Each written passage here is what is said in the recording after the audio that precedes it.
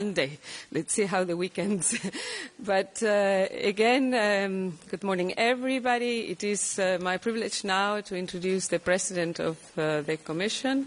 We're very grateful that in her very busy agenda she's made time to be with all of you this morning. So with no further ado, I give the floor to the President of the Commission, Mrs. von der Leyen.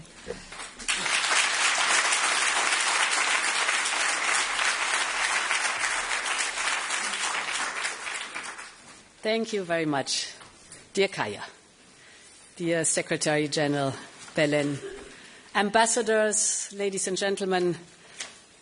It's such a pleasure to once again see so many of you in this room here.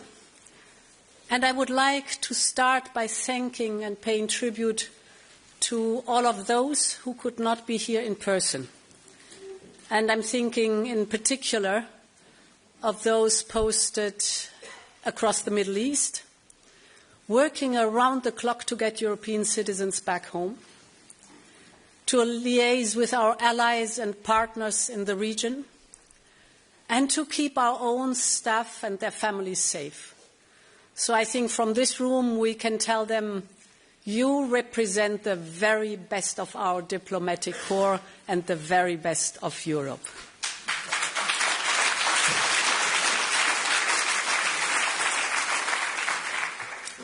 And I start with the Middle East, not only because of the gravity and the speed of the conflict there, but also because of what it tells us about the world and how Europe and its foreign policy fits into that. You will hear different views about whether the conflict in Iran is a war of choice or war of necessity. But I believe this debate partly misses the point, because Europe must focus on the reality of the situation, to see the world as it actually is today. And I want to be clear, there should be no tears shed for the Iranian regime. This regime has inflicted death and imposed repression on its own people. They slaughtered 17,000 young people. And this regime has caused devastation and destabilization across the region through its proxies armed with missiles and drones. And many Iranians inside the country and across Europe and the world have celebrated Ayatollah Khamenei's demise, as have many more people across the region. They hope that this moment can open a path towards a free Iran. And I think the people of Iran deserve freedom, dignity, and the right to decide their own future, even if we know this will be fraught with danger and instability during and after the war. And beyond this, we can now see a regional conflict with unintended consequences. And the spillover is already a reality today, whether on energy or finance, trade or transport, or the displacement of people. British military bases have been targeted in Cyprus, who I want to reaffirm our full solidarity with from this place. NATO troops have been called upon to shoot down a drone. Our citizens are caught in the crossfire. Our partners are being attacked. And I've been in touch with many of them across the region to express our solidarity and support. And the longer-term impact is already posing existential questions on the future of our international rules-based system, on how Europe finds unity in this situation. All of this shows how precarious the global situation is today, how diverse threats are, and how Europe will always be affected by what happens around the world. So the idea that we can simply retrench and withdraw from this chaotic world is simply a fallacy. I believe it is vital that we understand that this will shape our foreign policy for years ahead. Dear ambassadors, over the course of this year's conference, you will hear many descriptions of the state of the world, whether it is about middle powers or multipolar disorder. You will discuss the importance of the rules-based international system and, of course, the urgent need for its reform. You will exchange ideas about national security and economic security. All of this will feed into our work, in particular ahead of the new European security strategy that we are working on with the HRVP and our diplomatic service. But at the same time, these attempts to label today's world mask two tangible and structural realities which are far from important for Europe. The first is that Europe can no longer be a custodian of the old world order, for a world that has gone and will not return. We will always defend and uphold the rules-based system that we helped to build with our allies, but we can no longer rely on it as the only way to defend our interests, or assume its rules will shelter us from the complex threat that we face.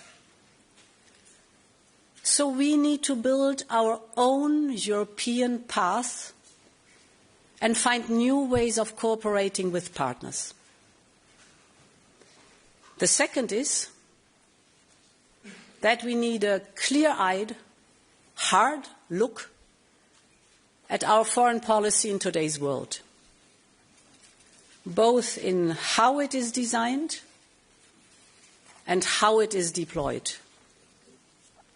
We urgently need to reflect on whether our doctrine, our institutions, and our decision-making, all designed in a post-war world of stability and multilateralism, have kept pace with the speed of change around us. Whether the system that we built, with all of its well-intentioned attempts of consensus and compromise, is more a help or a hindrance to our credibility as a geopolitical actor. I know this is a stark message and a difficult conversation to have, but I also know that many of you have felt this tension in your everyday work. The point is that if we believe, as I do, that we need a more realistic, a more interest-driven foreign policy, then we have to be able to deliver on it. And that is at the heart of my message today. Dear ambassadors, Europe has already moved a long way in this direction in the last few years.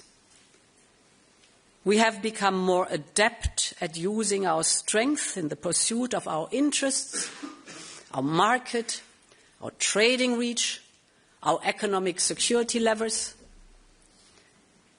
We have stood up forcefully when our member states were challenged, for instance, with Denmark in the case of Greenland.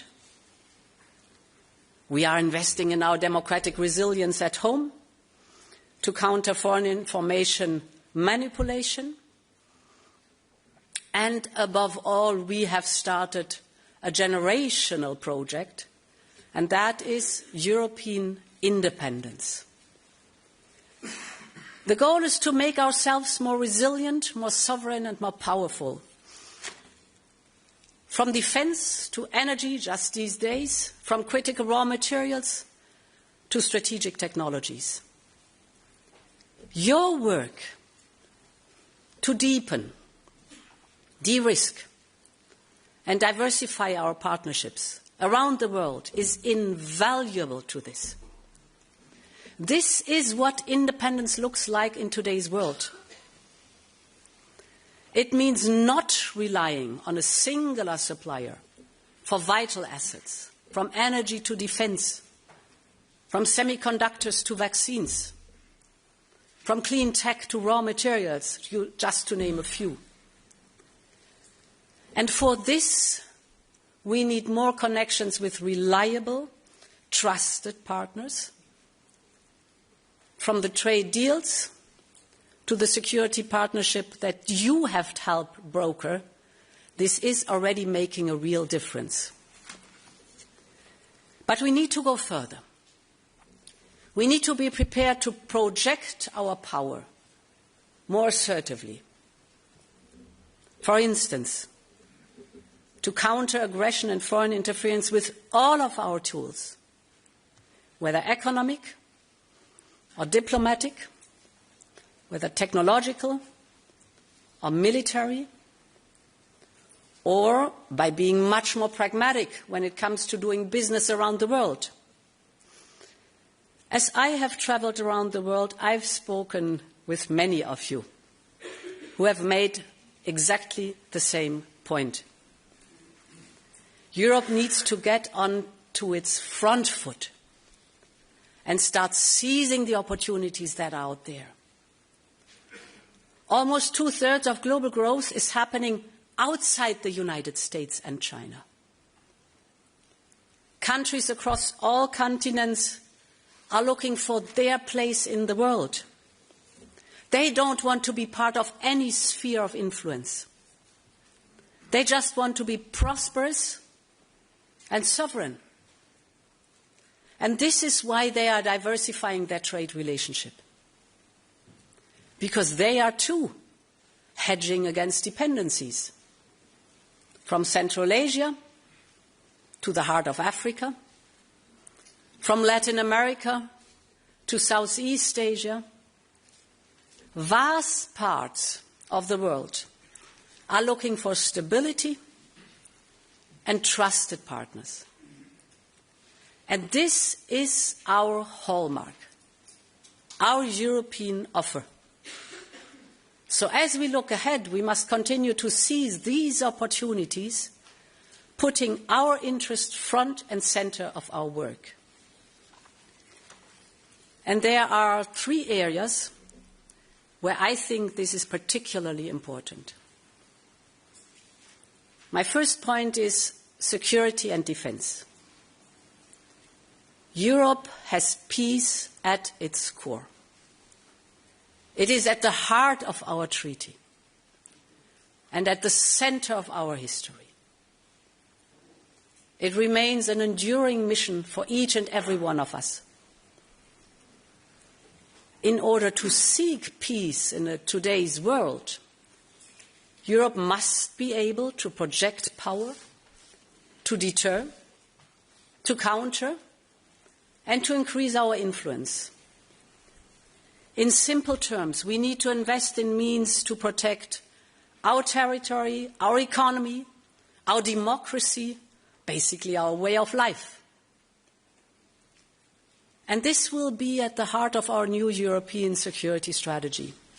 In all our assets and policies, we must mainstream security considerations.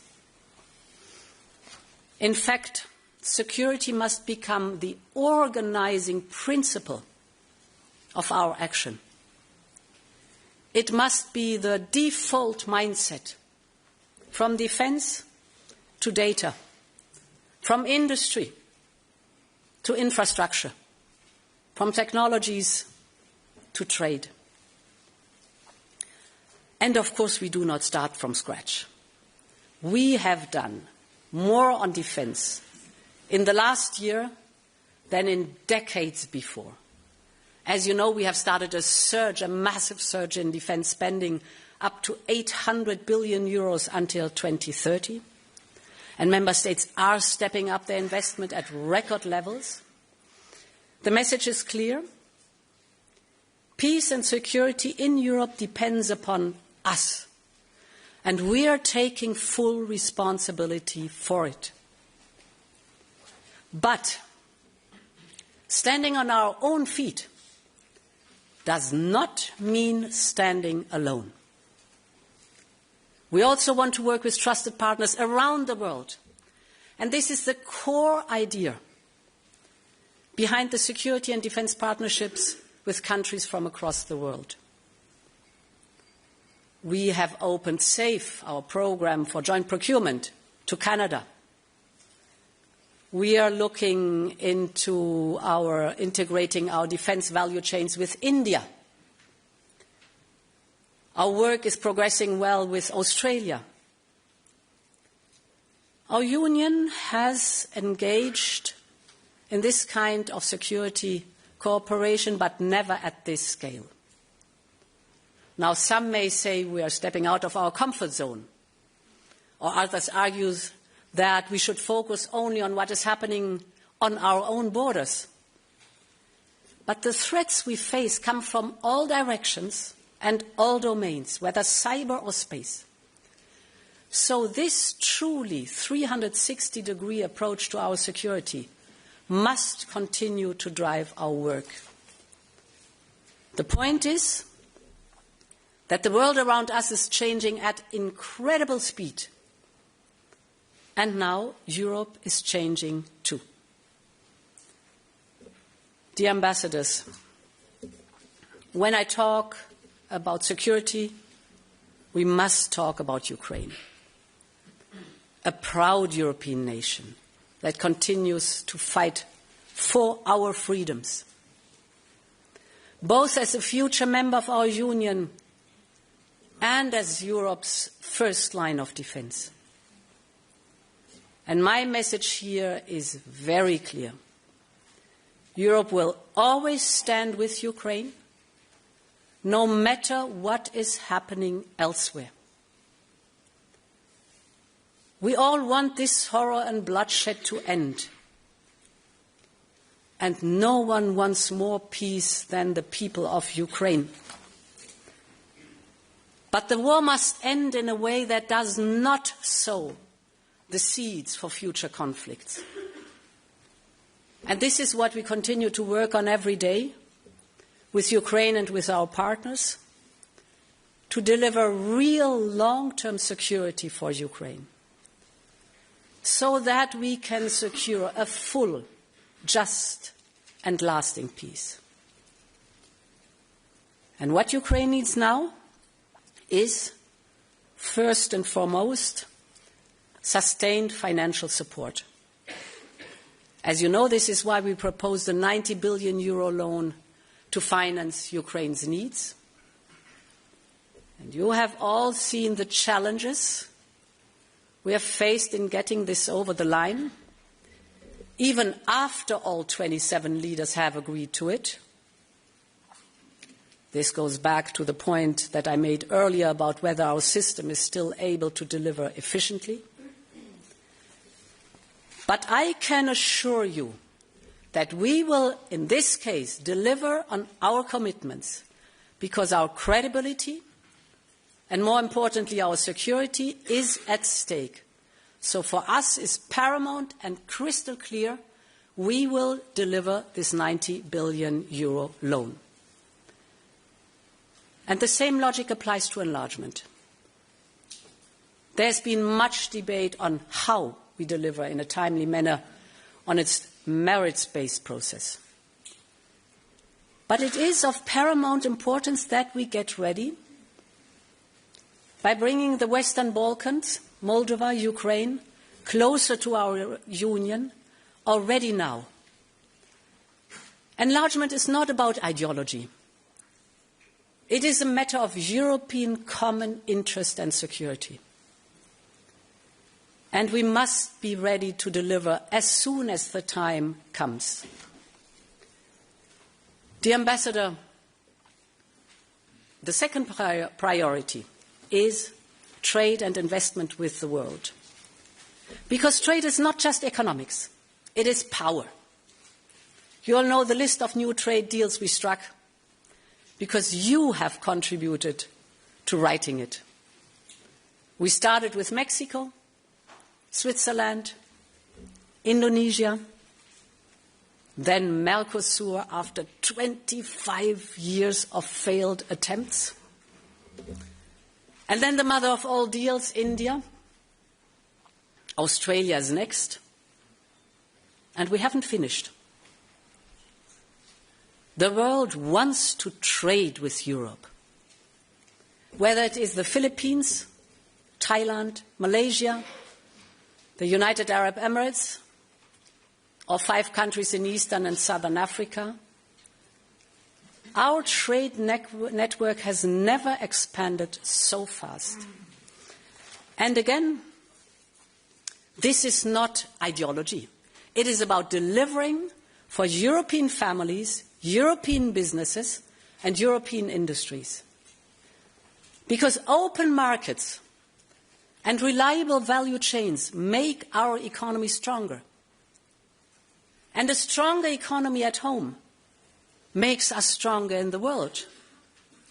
For instance, we are diversifying our value chains for chips and clean tech in countries like India.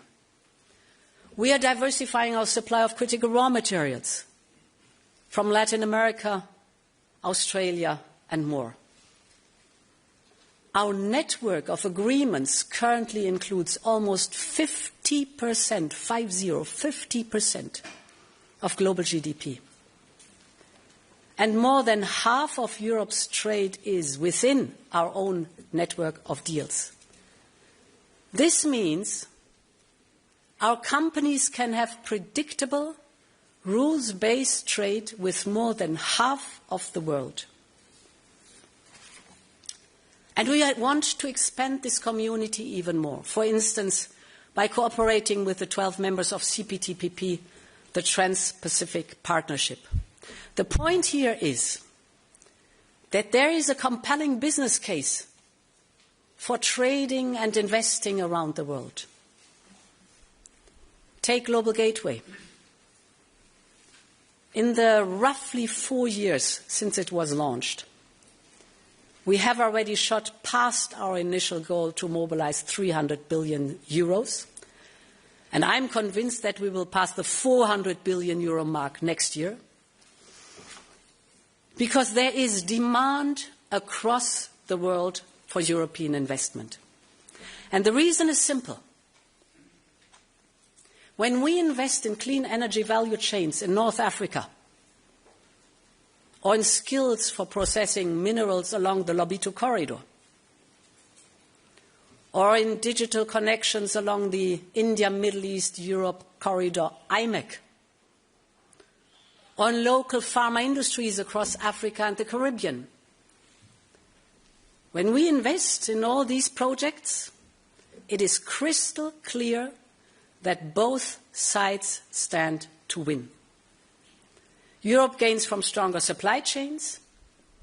Our partners gain sustainable investment in local infrastructure, in skills and jobs. And these are legacy jobs in new local industries. And this creates new markets for local companies and also for ours. It is a model that works. And this is why, in the next European budget, we have proposed to increase the Global Europe funding by 75%. The message is very clear. Global Gateway is all about mutual benefits. And it is a means to develop partnership and projects that advance our values. Think, for instance, about strategic projects such as the Trans-Caspian Transport Corridor. At first sight, its goal is to cut the overland journey between Central Asia and Europe from 30 to 15 days. But there's more into it. The corridor will also connect former enemy countries in the South Caucasus between them and to Europe. And just like coal and steel brought Europe together after World War II, this new corridor can make trade and cooperation the norm in a troubled region, and be a route not just to Europe, but to peace. And my point is simple. In this region, as well as in Africa or the Middle East, our investments mean we have leverage and agency. Or look at the success of the Pact for the Mediterranean, which is revitalizing our partnership across the region. The point is we must turn our financial strength into the power to make a real difference. That is what a pragmatic, interest-driven foreign policy can deliver for Europe and for all of our partners across the world. Dear ambassadors, the third point I would like to make is about our diplomacy and how it can help deliver for Europeans. Our support to the United Nations and its charter is an essential part of who we are. Together with member states, we make the single largest financial contribution to the UN system, year after year. And you know all why. In a more conflictual world like ours, we need a rules-based global governance. Of course, the UN system also needs reform. And when traditional formats reach a standstill, we need to look for creative ways of addressing the most serious crisis of our times. Europe has always been ready to engage in innovative formats for diplomacy, be they quartets, contact groups, coalitions of the willing, or regional initiatives. And this is why we will continue to look at all ways to work together to deliver on our most pressing responsibilities and priorities. Most notably, the reconstruction of Gaza and peace for Palestinians and Israelis. Every new initiative should aim to complement the United Nations, not compete, nor replace it. We have made this very clear from the outset. And this only makes our engagement more important. But Europe cannot shape the world from the sidelines. We must engage to make our voice heard, protect our interests, and most importantly, to always bring our values to the table. As our foreign policy will change, this imperative never will. Dear ambassadors, I want to finish by acknowledging that there are many priorities, many regions, many countries that I have not mentioned today. This is not because our work there is any less important, but rather because I wanted to make a broader point about where we stand and about the very real choice that we face. There will always be a level of constraint on Europe's foreign policy because of geography or geopolitics. We have to accept that. And we have to be honest that we cannot solve every global issue or perfectly reconcile our values and our interests on each occasion. But what we can control is what guides our foreign policy and how we choose to conduct it. As I said here last year, I believe that we need to be much more assertive in pursuing our interests. This is what will help us seize the opportunities that you see in front of you every single day. But I believe that we also need to look very critically at whether our structures and tools are still fit for that purpose or for today's world. the situation in the Middle East is not a trigger for this. It is, in fact, a symptom of the wider issue, as was Greenland, as is Ukraine, and will be many more places in the year ahead. The point is that in times of radical changes like ours, we can either cling to what used to make us strong and defend habits and certainties that history has already moved beyond, or we can choose a different destiny for Europe. We can build a foreign policy that makes us stronger at home, more influential globally, and a better partner to countries around the world. A foreign policy that is a core pillar of European independence, that protects our interests and advances our values, not with nostalgia or by mourning the old world, but by shaping the new one. And therefore, I want to thank you again for your incredible work, and I want to conclude, as always, by saying, long live Europe. Thank you.